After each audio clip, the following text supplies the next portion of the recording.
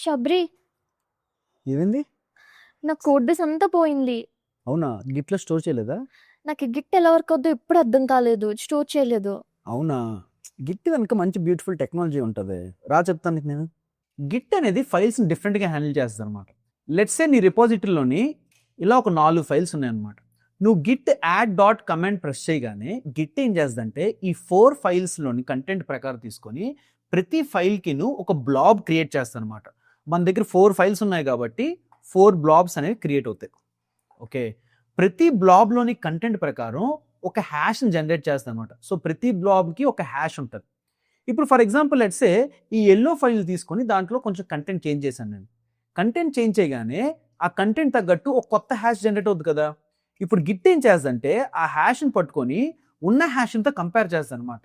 ఏ hash match అవ్వట్లేదు అనుకో, అదేం చేస్తుందంటే ఒక కొత్త బ్లాబ్ని యాడ్ చేస్తుంది. సో ఇక్కడ నువ్వు అబ్జర్వ్ చేస్తే ఒకటే ఫైల్కి డిఫరెంట్ వర్జన్స్ ఆఫ్ బ్లాబ్స్ దీంట్లో ఉన్నాయన్నమాట. అలాగే నీ దగ్గర చాలా ఫైల్స్ ఉంటే ఆ ఫైల్స్ని ఎన్నిసార్లు చేంజ్ చేస్తే అన్ని బ్లాబ్స్ ఇక్కడ మెయింటైన్ చేస్తావు అనమాట నువ్వు.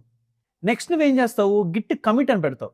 ఇప్పుడు గిట్ కమిట్ కమాండ్ నువ్వు ప్రెస్ చేయగానే గిట్కి నీ ఇంటర్నల్ ఫైల్ స్ట్రక్చర్ మొత్తం అర్థం కావాలన్నమాట. అర్థం కావడానికి అది ఏం చేస్తుందంటే ఇలాగా ఒక ట్రీ క్రియేట్ చేసుకుంటుంది అన్నమాట. ఈ ట్రీలోని ఇది నీ రూట్ రిపాజిటరీ యొక్క ఫోల్డరు, ఆ ఫోల్డర్లో ఇంకో చిన్న ఫోల్డర్ ఉంది, ఒక 2 ఫైల్స్ ఉన్నాయి. ఈ చిన్న ఫోల్డర్లో ఇంకో 2 ఫైల్స్ ఉన్నాయి. ఓకే, ఇప్పుడు గిట్ ఏం చేస్తుంది అంటే ఈ ప్రతి ఫైల్కి ఒక హ్యాష్ స్టోర్ చేసుకుంటుంది అన్నమాట. మనం ఇందాక కూడా డిస్కస్ చేసుకున్నాం. అలాగా ఈ ఫోల్డర్కి కూడాను ఒక హ్యాష్ జనరేట్ చేస్తుంది అనమాట. అంటే ఎలాగా, ఈ 2 హ్యాష్లు ఉన్నాయి చూడు, ఈ 2 హ్యాష్లు యూజ్ చేసి ఈ ఫోల్డర్ యొక్క హ్యాష్ జనరేట్ చేస్తుంది. దీనికి కూడా ఒక హ్యాష్ జనరేట్ చేస్తుంది.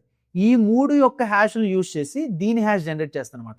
ఇలాగ హ్యాష్లతోని ఒక ట్రీ క్రియేట్ చేసుకుంటుంది. దీన్నే మర్కిల్ ట్రీ అంటారు. ఇప్పుడు లెట్సే ఇప్పుడు నువ్వు ఈ ఫైల్ని చేంజ్ చేసావు. చేంజ్ చేయగానే ఏమవుతుంది, దీని హ్యాష్ అనేది మారుతుంది కదా. దీని హ్యాష్ మారగానే ఏమవుతుంది, దీని హ్యాష్ కూడా మారిపోద్ది, ఎందుకంటే దీని మీద డిపెండ్ అయ్యింది కాబట్టి. దీని హ్యాష్ మారగానే ఏమవుతుంది, దీని హ్యాష్ కూడా మారుతుంది. సో ఇలాగా అప్డేటెడ్ ట్రీని గిట్ అనేది కమిట్ చేయగానే ఆ ట్రీని స్టోర్ చేసుకుంటుంది అన్నమాట.